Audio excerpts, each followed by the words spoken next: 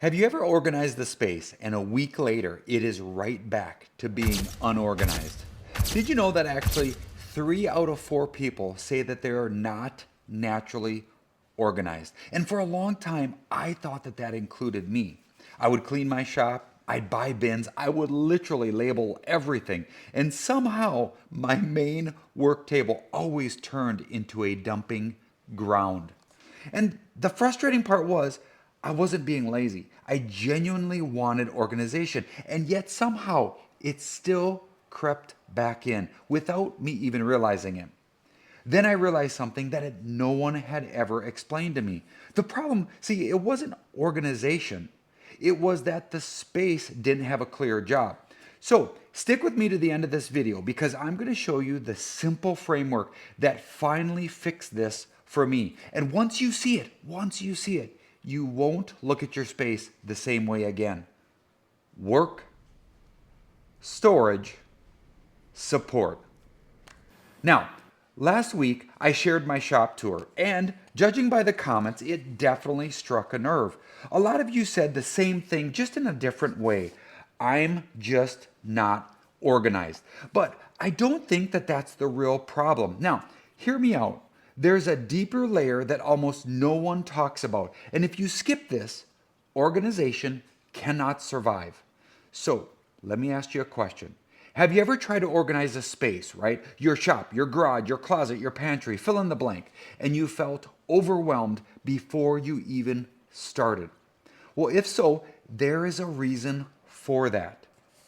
You clean the space, you organize the space, and within the week, you are right back to being a cluttered, chaotic mess. Now, I want to be clear. It's not because you're bad at organizing. It's because the space was trying to do more than one job, and those jobs can't coexist. And once you understand that, everything changes because every space can only have one boss. Now, in my shop, I finally realized that there are only 3 possible bosses: work, storage, or support. One of them has to lead, and the other 2 have to support it, not compete with it. Now, for me, I had a table in my shop that I treated like an assembly table, right? I would stage parts there, I would set things down there. But the moment that I actually needed to use the table saw, everything broke down. Sheet goods would hit the stuff on the table, which meant that I had to clear off my table every single time I wanted to use it, or the more honest truth is, I would oftentimes just not use my saw at all. And that's when it clicked for me. The problem wasn't clutter. The table wasn't failing because it was messy. It was failing because it was organized for the wrong job. Now, here's the mistake that most people make, and it's the same mistake that I made. We ask ourselves, how do I organize this space? But that is the wrong first question. The first question you have to ask yourself is, what is this space for? And just as important, what is it not for? Until you answer that, no amount of bins, shelves, or systems will fix the problem. And that is why this living room feels so wrong.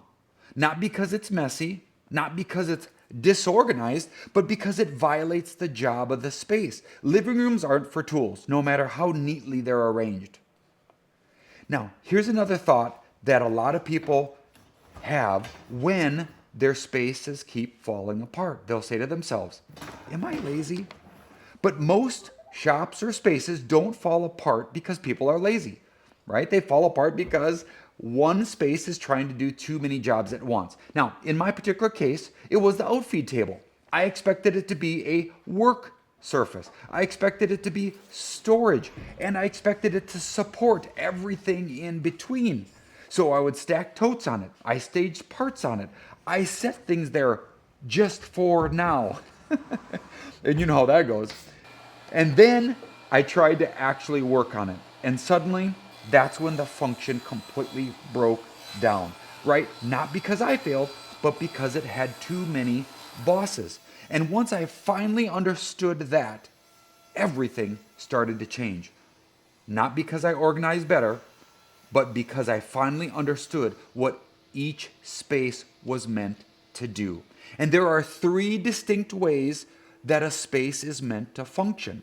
And when we mix these functions together, I guess technically everything fits, but here's the key: nothing belongs. I want to break down these three categories for you. I want to show you how they completely change the way that I look at my shop. And once you see them, I'm going to walk you through the three biggest mistakes I made when I ignored them. And if you've ever felt like your space is fighting you, this is where it starts to make sense. So click here if you want to break down these three intent categories and finally understand why your space keeps fighting you.